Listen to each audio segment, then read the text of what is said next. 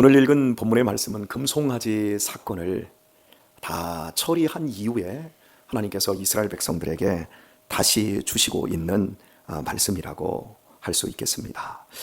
읽은 말씀에서 우리 눈에 확 들어오는 한 문구가 있는데요, 13절을 보면 내가 오늘날 네 행복을 위하여 네게 명하는 여호와의 명령과 규례를 지킬 것이 아니냐, 네 행복을 위하여라고 단서를 갖다 붙이십니다.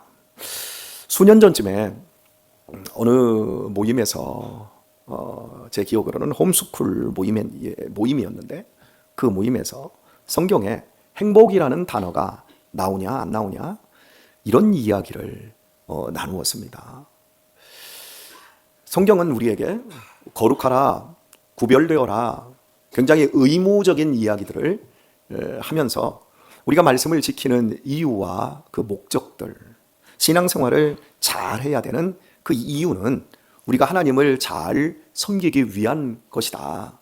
그래서 거기에는 신앙생활을 오래도록 하신 분들이 거의 대부분이었는데 성경에는 행복이라는 단어가 없다라는 겁니다.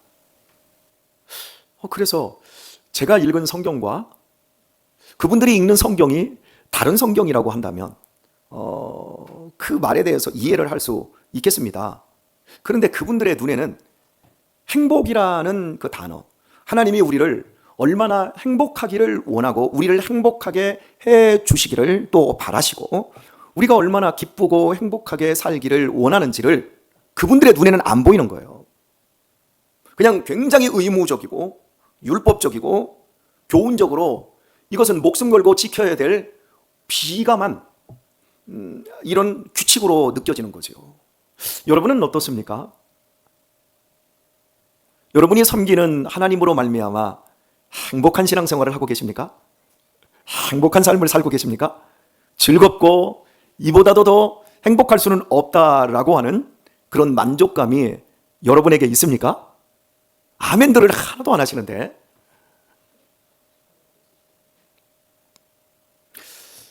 저는 우리 집 아이들이 행복했으면 좋겠습니다. 우리 집의 아이들이 정말 가정 안에서 행복을 만끽했으면 좋겠습니다. 내 가정 안에서 행복과 따뜻함과 여유와 자유와 행복을 누리지 못하면 도대체 어디서 어떤 곳에 가서 그것을 누릴 수 있겠습니까?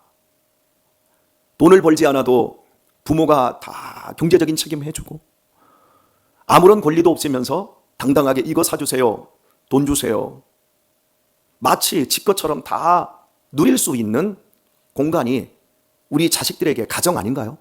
그런데 그 가정 안에서 억압되고 그 가정 안에서 눌려있고 그 가정 안에서 공포를 느끼고 그 가정 안에서 부자유함을 느끼고 그 가정 안에서 행복과 기쁨과 여유와 따뜻함을 아이들이 느끼지 못한다고 한다면 그건 굉장히 심각한 거죠. 우리 아들 녀석이 어제 이제 학교에서 집에 온 시간이 5시 반입니다. 홈스쿨만 하다가 이제 학교에 가보니 새로운 세상, 또 삶의 방식, 이런 것들이 다르다는 거죠. 유신아, 너 몇 시간 자니? 몇 시에 자니? 난 한 11시에 자. 그래서 아침에 한 7시 정도에 일어나. 빨리 일어날 때는 좀 더 일찍 일어나서 공부도 하고. 그러면 너 6시간 이상 잔다는 거잖아. 너 어떻게 그렇게 하고도 성적이 이렇게 좋아? 유신이가 말 뜻을 이해를 못한 거예요. 뭔 소리야? 야, 우리는 2시, 3시에 자. 그러니까 3시간 정도를 잔다는 거예요, 애들이. 그 얘기를 하면서 너는 어떻게 그렇게 많이 자고 그러면서 홈스쿨을 했는데 어떻게 학교에 와서 시험도 잘 보고 어떻게 그렇게 살아? 이제 이런 이야기를 이제 한 거죠. 그리고 나서 어제는 들어오면서 가방을 내려놓더니 어휴, 집이 후끈하네. 그러더니 온도 봐, 30도네. 아버지, 우리 학교 온도가요 몇 도인지 아세요? 18도예요. 그런데 우리 집은 30도예요.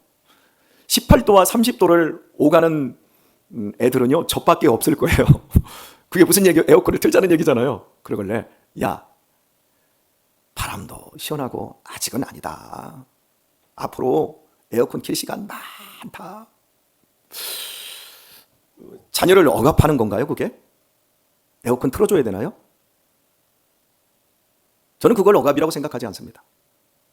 오히려 자녀를 더 단단하게 키우는 하나의 방법이라고 생각합니다. 제 아내는 저에게 항상 이런 얘기를 합니다. 여보, 당신은 왜 70년대를 살아? 당신은 70년대에서 벗어나지를 못해. 그렇게 절약하고 그렇게 가난하던 시절이었기 때문에 뭘 밥을 하나 먹고 뭐 돈 하나를 쓰려면 그렇게 무슨 죄를 짓는 것 같이 당신 그렇게 누리는데 당신이나 70년대 살아. 우리는 2026년도를 살 테니까. 내가 왜 당신 눈치를 보면서 살아야 돼? 이제 이런 어떤 갈등이 조금 있기는 합니다만은 대체적으로 저는 우리 자녀들에게 삶에 있어서 가장 좋은 게 무엇인가를 좀 가르쳐 주고 싶고 누리고 싶어요. 그래서 우리 아이들 아무리 공부를 잘해도 난 니네 절대 유학 보내지 않을 거다. 인생이 짧다. 가족 안에서 충분히 사랑과 지지와 격려를 주고받고 싶다. 난 니네들한테 그걸 해주고 싶고 나는 또 그걸 누리고 싶다. 하나님께서 우리에게 주시는 삶, 왜 너희들을 나의 가족으로 하나님께서 엮어주셨겠냐. 하나님은 무자비한 하나님이 아니다. 아버지가 너희들에게 여유롭게 하고 너희들에게 포근하게 하고 자유롭게 따뜻하게 하지만 하나님에 비해서는 나는 아무것도 아니다. 그런데 그 하나님이 우리에게 주신 이 행복, 이 즐거움, 이 삶의 기쁨, 한 가지 얘기를 더 하도록 하겠습니다. 아버지는 꼭 우리 학교의 모 선생님하고 비슷한 것 같아요. 우리 그 선생님도요, 손에 책을 달고 살아요. 그리고 선생님의 목표는 선생님이시지만 매년 토익을 시험을 보시면서 토익 만점 받는 게 본인 인생의 목표라고 하세요. 늘 자기를 개발하는데 굉장히 뛰어나세요. 꼭 아버지를 보는 것 같아요. 그런 이야기를 해요. 그래서 그분이 크리스찬이냐 물었어요. 그랬더니 아닌 것 같아요. 그래? 그러면 모양새는 아버지하고 똑같다. 네 얘기가 맞다. 그런데 본질은 완전히 틀리다. 네 선생님은 공허한 분이다. 네 선생님은 그렇게 않으면 삶이 불안해서 인생을 견딜 수가 없기 때문에 자기 자신의 불안과 자기 자신의 허함을 그렇게 열심히 해서 자기를 개발하고 자기를 상승시키는 것, 어떤 목표 지향적으로 그렇게 해야만이 매일매일을 버틸 수 있는 불쌍한 분이다. 그런데 아버지는 내가 그렇게 열심히 성장시키고 최선을 다하며 시간을 농밀하게 사는 이유는 목회를 잘하고 성도들에게 조금 더 유익한 목사가 되어지고 그리고 궁극적으로 복음을 전하는 데 있어서 아버지는 말로도 설교를 하지만 내 삶으로 내 삶의 모든 과정에서 실력으로 해야 될 사람이다. 나는 하나님의 영광을 위해서 그렇게 목표 지향적으로 삶을 사는 거다. 결코 허하지 않다. 본질이 다르다. 제가 그 얘기를 했어요. 그 선생님은 62세에 은퇴하면 또 다른 목표를 향해서 죽을 때까지 불안 속에서 그 불안을 극복하기 위해 매진할 거다. 그러면서 점점 지치고 나중에 토익 만점을 맞아도 뭐지? 맞았으면 뭐 할 건데? 그런데 아버지는 나이가 먹으면 먹을수록 더 여유로워지고 더 행복해질 것이다. 왜냐하면 내 목표는 이 육신을 개발해서 나 자신의 자아를 충족시키고 극대화해서 어떤 삶의 성취를 이루는 것이 아니라 하나님이 내 주인이심을 알고 그분을 기쁘게 하며 살아가고 있기 때문에 나이가 먹을수록 더 좋을 거고 죽음에 가까울수록 나는 더 만족스러운 삶을 살게 될 것이다. 권유신, 너도 하나님의 영광을 위해서 살아라. 그러니까 매일같이 경쟁하고 사람들과의 사이에서 그까지 그 시험 좀 떨어졌다 좀 올랐다 그 일희일비하며 그따위로 살지 말고 좀 넓게 크게 너의 주인이 누구인가를 바르게 보고 살았으면 좋겠다. 나는 네가 그렇게 강박증에 시달리지 않았으면 좋겠다. 이런 이야기를 제가 해 주었습니다. 어떻습니까, 여러분? 여러분이 믿음 생활하시면서 여러분이 믿는 그 믿음이 여러분을 행복하게 하고 있습니까? 믿는 건 믿는 거고 자녀들을 가르치는 건 세상 방식으로 똑같이 가르치고 여러분의 삶이 어떤 경제적인 것과 이런 부분들이 세상 사람과 다를 것이 없지 않나요? 근자에 우리 성도님들하고 이렇게 밥을 먹고 이야기를 나누고 차를 마시는 가정 속에서 많이 이렇게 드러나는 것이 주식이에요. 너 얼마 이번에 좀 올랐어? 나 이번에 완전히 죽 썼어. 뭐 국민펀드를 조성을 하고 1차 조성을 해서 이렇게 한 게 3일 만에 동이 나서 다시 2차 조성을 다시 해서 국민펀드를 또 국민들에게 또 퍼뜨리는 이게 지금 또 공소 아니 시효가 만들어졌더라고요. 사람들이 다 거기에 관심 있어요. 목사님들도 이렇게 모이면 야 얼마 올랐어? 나 이번에 밥 살게 하면서 다 이런 쪽으로 사람들이 막 갑니다. 절대 여러분 주식이 나쁘다라고 제가 이야기하고 있는 것이 아니에요. 하실 수 있는 분들은 하세요. 그런데 사람들이 마음을 거기에 온통 다 빼앗겨요. 그거 안 하면 손해보는 것 같고, 그걸 해야만이 굉장히 유능하고 노후가 잘 될 것 같고, 행복할 것 같고, 이런 어떤 착각들을 많이 갖습니다. 목사님들까지 그런다라는 게 사실은 저는 굉장히 비극스럽다고 생각이 들어져요. 왜냐하면 우리에게 있어서 우리의 삶의 가장 든든한 반석은 하나님을 우리가 경외하는 겁니다. 더욱더 경외하는 겁니다. 불안할수록 하나님을 더 경외하는 겁니다. 여러분은 무책임한 소리로 들릴 수 있습니다. 그런데 한번 누려보시기를 축복합니다. 정말 그것이 무책임한 것인지, 우리가 무책임할 수 있어도 하나님은 우리를 절대적으로 책임져 주십니다. 내 목숨을 책임져 주고 계십니다. 내 운명을 책임져 주고 계십니다. 절대 이 세상에 어떤 조직, 어떤 회사, 물질, 우리의 건강 책임 못 집니다. 여러분 잠자기 전에 기도하실 때 어떤 기도를 하십니까? 저는 잠자기 전에 기도할 때 하나님 내일 아침에 제가 깰 수 있나요? 이제 잠자기 전에 기도할 때 종종 이 기도를 거기다 꼭 가미를 합니다. 매일은 하지 않지만 하나님 오늘 잠자리에 들었다가 내일 아침 제가 천국에서 잠이 깬다고 하면 내 모든 것들을 잘 정리하고 가야 될 텐데 아직 정리가 덜 된 것 같습니다. 언제든 주님이 부르실 때 갈 수 있는 그런 사람으로 잘 정리하며 살 수 있는 지혜를 제게 주세요.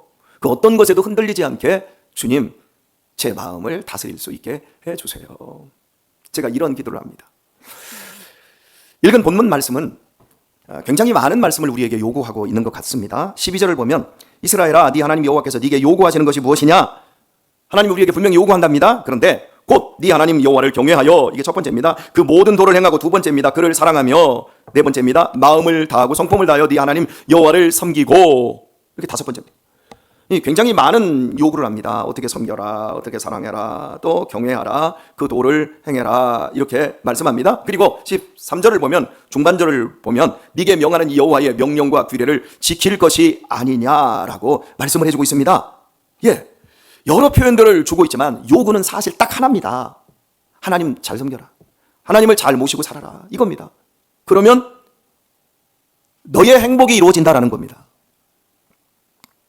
종교적 행사 여러 가지를 우리에게 하라고 말씀하고 있는 것이 아닙니다. 우리의 마음, 우리의 인생의 길, 우리의 인생의 전체를 하나님 앞에 맡기고 그분의 뜻 안에서 날마다의 삶을 살라고 우리에게 요구하고 있는 겁니다. 그러면 행복할 수 있다는 겁니다. 네 행복을 위하여입니다. 은혜의 초대입니다. 사랑하는 교회 여러분, 내 행복을 위해서 하나님을 잘 섬길 수 있는 성도가 되기를 바랍니다. 내 행복과 직결된 겁니다. 하나님을 사랑하고 하나님의 도를 행하고 마음과 뜻을 다하여서 성품을 다하여서 하나님을 섬기는 그 모든 것, 마음을 다하는 게 좋습니까? 어렵습니까? 성품을 다하는 게 어렵습니까? 저는 믿음 생활 해보니까 마음을 다하는 것보다 성품을 다하는 게 더 어려운 것 같아요. 성질대로 믿잖아요. 성질대로 하잖아요. 그래서 저도 제 성질이 가끔씩 나와요. 그리고 그 성질 때문에 하나님을 바르게 못 섬길 때가 너무 많습니다. 자, 하나님은 나의 행복을 잘 아시는 분입니다. 오늘은 좀 설교를 좀 짧게 해볼까요? 요즘 계속 길게 했는데요. 우리나라는 경제대국 10위입니다. 10위권 안에 들어있잖아요. 9위 갈 때도 있고 어떨 때는 11위도 할 때도 있고, 그런데 보통 10위권이라고 합니다. 전 세계 나라 거의 200개 국가잖아요. 여러분 최상입니다. 우리나라 정말 어마어마하게 잘 사는 나라입니다. 그죠? 소비율은요, 경제활동은 11위 하는데 소비율은 4위, 3위입니다. 엄청나게 씁니다. 돈 엄청나게 잘 먹습니다. 엄청나게 좋은 차 탑니다. 제가 오스트리아를 갔을 때, 스위스에 갔을 때 정말 깜짝 놀랐던 게 있습니다. 우리나라보다 훨씬 잘 사는 나라입니다. 그런데요, 차들이, 우리나라 그 프라이드 있잖아요. 프라이드 같은 차인데 차들이 썩음썩음해요. 이 밑에 쪽에 막 녹이 스른 차들을 그냥 타고 다니는 거예요. 그런데 그 사람들이 우리보다 거의 2배 잘 살아요. 막 5만 불 이상, 우리나라가 그때 제가 오스트리아를 갔을 때 3만 불을 막 넘어가느니 못하느니 이명박 정권 시절이었으니까요. 그런데 걔네들은 5만 불, 6만 불이었어요.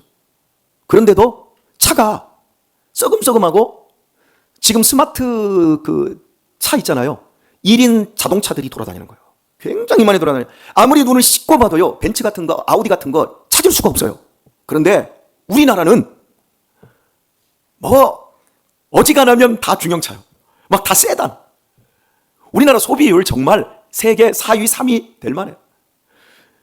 여러분 외국에 가서 음식 먹고 싶잖아요. 갈 필요 없어요. 우리나라에 다 있어요. 중국식 있지요? 일식. 지금 여기 송탄 지역에 일식 무슨 카치오동 뭐 해가지고 막 일식부터 해가지고 막 삥 돌려서 먹는 뭐 이게 뭐죠? 초밥. 여기서 우리 집에 가는데도 벌써 하나, 둘, 두 개가 더 생겼어요. 그리고 이탈리아 레스토랑, 독일식. 여러분 외국 갈 필요가 없어요. 모든 세계 음식이 대한민국에 집대성 되어 있어요. 잘 먹지요? 좋은 차 타지요? 아파트 정말 좋은 시설 속에서 우리 살고 있지요? 자, 그런데 자살률 1위, 청소년 자살률 1위, 청소년 탈선율 1위, 우울증 1위, 행복지수 100등 박. 안 행복해요. 우리나라 캠핑 문화, 어제 캠핑 갔다 왔잖아요. 네. 캠핑 산업 다 망하고 있어요. 막 덤핑으로 다 나오고 있어요. 지난 한 10여 년 동안 미친 듯이 캠핑하러 다녔어요. 골프 어마어마하게 쳤어요. 근데 전국에 골프장 문 닫는 곳이 생기고 있어요. 해외 원정, 여러분 낚시하는 사람도 좋아하잖아요. 낚시도 여러분 우리나라 지금 덤핑으로 다 무너지고 있어요. 산업들이. 이런 취미들, 취미 활동했던 것들. 왜요? 여행 다니고 골프 치고 낚시 실컷하고 캠핑하고, 아 이게 행복이야. 뭐 행복 어디 있어? 내 마음대로 돈 잘 쓰고 내 욕망을 따라 자유롭게 살아가면 그게 행복이지. 무슨 규칙 그런 것들은 필요 없어. 그런데 이혼율 1등, 자살률 1등, 청소년 탈선율 1등, 행복이 없더라는 거죠. 실제 행복 지수들을 얘기하면 어떤 데서는 78이라고 하고 어떤 데서는 108이라고도 합니다. 행복하지 않다라는 거죠. 행복이 없다라는 거죠. 왜 행복이 없습니까? 하나님을 떠났기 때문에 행복이 없습니다. 하나님을 사랑하지 않기 때문에 행복이 없습니다. 사람은 하나님을 사랑해야 행복할 수 있습니다. 하나님의 말씀 안에 있어야 행복할 수 있습니다. 물고기는 물 안에 있어야 행복할 수 있습니다. 존재할 수 있는 거죠. 그런데 다 물고기가 물을 떠난 것 같아요. 크리스찬들이 교회 안에서 왜 행복하지를 못합니까? 교회를 떠났기 때문이 아니라 마음이 떠났기 때문입니다. 삶이 떠났기 때문입니다. 교회는 옵니다. 그러나 인생의 가치관과 목적이 교회에 있지 않고 하나님께 있지 않고 다 세상에 있습니다. 세상의 것들을 잘 활용하고 세상의 것들을 즐기기 위해서 주일날 주일날 교회 와서 하나님 앞에 허락받기 위한 그런 방편으로 신앙생활하는 이러한 모습으로는 절대 행복할 수 없습니다. 마음을 다하고 정성을 다하고 성품을 다하여 하나님을 섬기고 그 규례와 법도를 지킬 때 인생이 안전할 수 있고 행복할 수 있습니다. 아멘입니까? 더 많이 사랑하도록 하십시다. 여러분의 빼앗긴 마음들을 신앙 안으로 돌이킬 수 있기를 바랍니다. 세상에 좋은 취미 활동들, 여유로운 경제 활동들, 재테크 하십시오. 그런데 그건 그냥 심심풀이 땅콩으로 하세요. 그리고 여러분이 인생에 목숨을 걸어야 될 것은 하나님의 말씀을 더 알고 하나님의 사랑 안에서 여러분 자신을 온전하게 하나님께 올인하는 겁니다. 할렐루야. 따라서 하겠습니다. 하나님이 내 인생의 베스트다. 다시 한번요. 내 인생의 행복은 하나님께 있다. 그렇습니다. 이 삶을 살아내시는 우리 귀한 성도님들, 그래서 여러분의 삶이 조금 더 행복하고 조금 더 웃음꽃이 피고 조금 더 여유가 넘쳐나는 은혜가 있길 예수님의 이름으로 축원드립니다.